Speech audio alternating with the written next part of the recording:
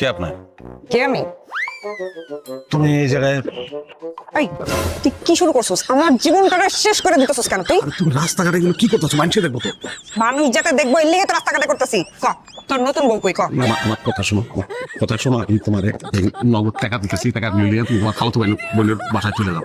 তোর মিঠা কথায় আমি আর বুঝি না। আমার কথা শোনো, আমি একটা বিপদে পড়ছি, আমার দাম চলে যেতে পারে।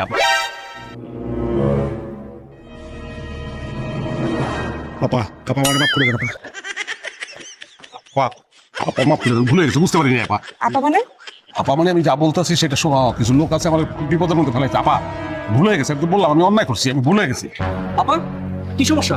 না ভাই, সমস্যা কিছু না, মানে আমি হাঁটতেছিলাম, সেও হাঁটতেছিল, ধাক্কা লাগছে আমার শরীরের সঙ্গে, পড়ে গেছে, কোমরে মনে হয় ব্যথা পাইছে, সেই জন্য মাপ চাইতেছিলাম, মাইন্ড করছে।